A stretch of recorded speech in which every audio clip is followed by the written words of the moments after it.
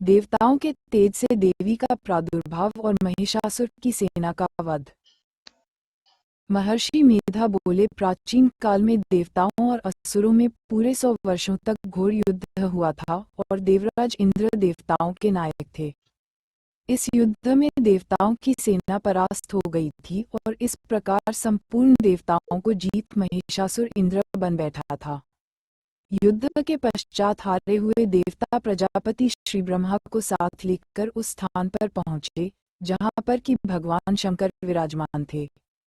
देवताओं ने अपनी हार का सारा वृतांत भगवान श्री विष्णु और शंकर जी से कह सुनाया। वह कहने लगे, हे प्रभु, महिषासुर सूर्य, चंद्रमा, इंद्र, अग्नि, वायु, यम, वरुण तथा अन्य देवताओं के सब अधिकार छीनकर सबका अधिष्ठाता स्वयं बन बैठा है। उसने समस्त देवताओं को स्वर्ग से निकाल दिया है। वह मनुष्यों की तरह पृथ्वी पर विचर रहे हैं।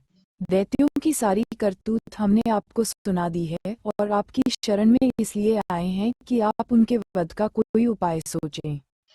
देवताओं की बातें सुनकर भगवान श्री विष्णु और शंकर जी को दैत्यों पर बड़ा गुस्सा आया। उनकी भौहें तन गई और आंखें लाल हो गई। गुस्से में भरे हुए भगवान विष्णु के मुख से बड़ा भारी तेज निकला और उसी प्रकार का तेज भगवान शंकर, ब्रह्मा और इंद्र आदि दूसरे देवताओं के मुख से प्रकट हुआ। फिर वह सारा तेज एक में मिल गया और तेज का पुंज वह दिखता था जैसे कि जाज्वल्यमान पर्वत हो। देवताओं ने देखा कि उस पर्वत की ज्वाला चारों ओर फैली हुई थी और देवताओं के शरीर से प्रकट हुए तेज की किसी अन्य तेज से तुलना नहीं हो सकती थी। एक स्थान पर इकट्ठा होने पर वह तेज एक देवी के रूप में परिवर्तित हो गया और अपने प्रकाश से तीनों लोकों में व्याप्त जान पड़ा। वह भगवान शंकर का तेज था, उससे देवी का मुख प्रकट हुआ। यमराज के तेज से उसके सिर के बाल बने, भगवान श्री विष्णु के तेज से उसकी भुजाएं बनी, चंद्रमा के तेज से दोनों स्तन और इंद्र के तेज से जंघा तथा पिंडली बनी और पृथ्वी के तेज से नितंब भाग बना, ब्रह्मा के तेज से दोनों चरण और सूर्य के तेज से उनकी अंगुलियां पैदा हुईं। वसुओं के तेज से हाथों की अंगुलियां एवं कुबेर के तेज से नासिका बनी, प्रजापति के तेज से उसके दांत और अग्नि के तेज से उसके नेत्र बने, संध्या के तेज से उसकी भौहें और वायु के तेज से उसके कान प्रकट हुए थे। इस प्रकार उस देवी का प्रादुर्भाव हुआ था। महिषासुर से पराजित देवता उस देवी को देखकर अत्यंत प्रसन्न हुए। भगवान शंकर ने अपने त्रिशूल में से एक त्रिशूल निकालकर उस देवी को दिया और भगवान विष्णु ने अपने चक्र में से एक चक्र निकालकर उस देवी को दिया। वरुण ने अपने चक्र में से एक चक्र निकालकर उस देवी को दिया। वरुण ने देवी को शंख भेंट किया, अग्नि ने इसे शक्ति दी, वायु ने उसे धनुष और बाण दिए, सहस्त्र नेत्रों वाले श्री देवारज इंद्र ने उसे अपने वज्र से उत्पन्न करके वज्र दिया और हाथी का एक घंटा उतारकर देवी को भेंट किया। यमराज ने उसे कालदंड में से एक दंड दिया, वरुण ने उसे पाश दिया। प्रजापति ने उस देवी को स्फटिक की माला दी और ब्रह्मा जी ने उसे कमंडलू दिया। सूर्य ने देवी के समस्त रोमों में अपनी किरणों का तेज भर दिया।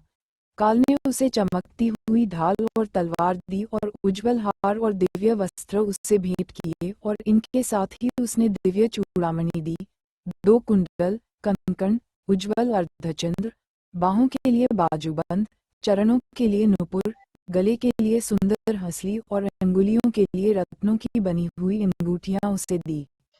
विश्वकर्मा ने उनको फरसा दिया और उसके साथ ही कई प्रकार के अस्त्र और अभेद्य कवच दिए और इसके अतिरिक्त उसने कभी न कुम्हलाने वाले सुंदर कमलों की मालाएं भेंट की।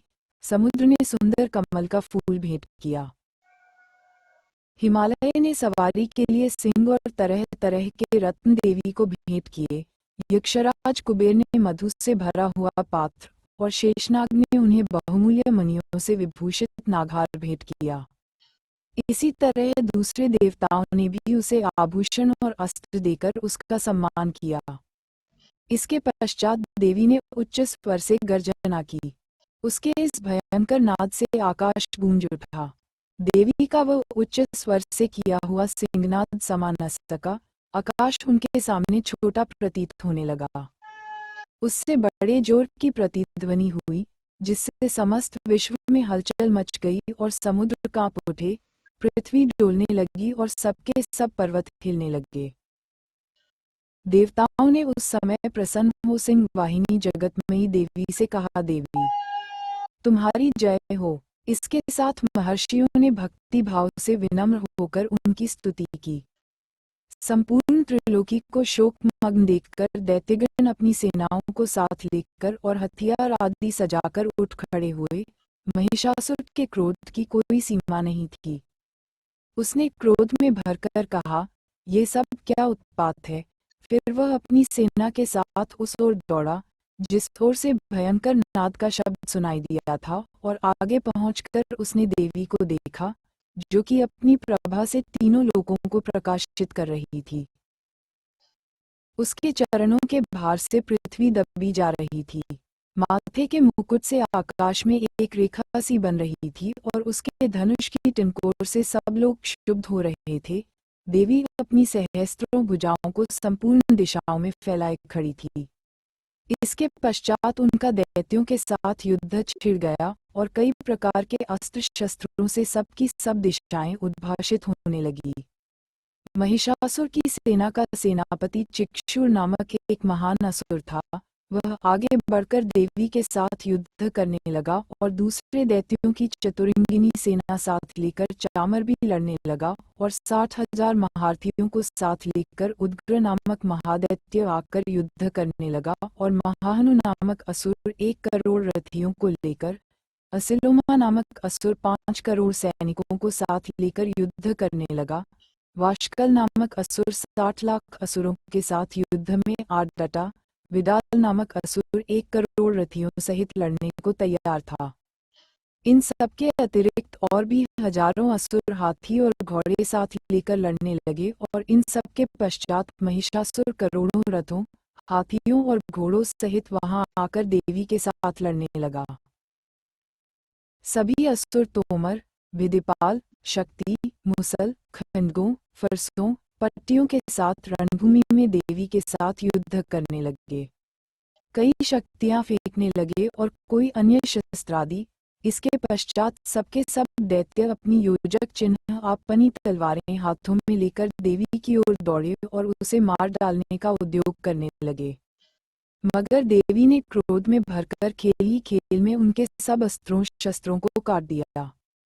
इसके पश्चात ऋषियों और देवताओं ने देवी की स्तुति आरंभ कर दी और वह प्रसन्न होकर असुरों के शरीरों पर अस्त्र शस्त्रों की वर्षा करती रही। देवी का वाहन भी क्रोध में भरकर दैत्य सेना में इस प्रकार विचरने लगा जैसे कि वन में दावानल फैल रहा हो। युद्ध करती हुई देवी ने क्रोध में भर जितने श्वासों को छोड़ा, वह तुरंत ही सैकड़ों हजारों गणों के रूप में परिवर्तित हो गए।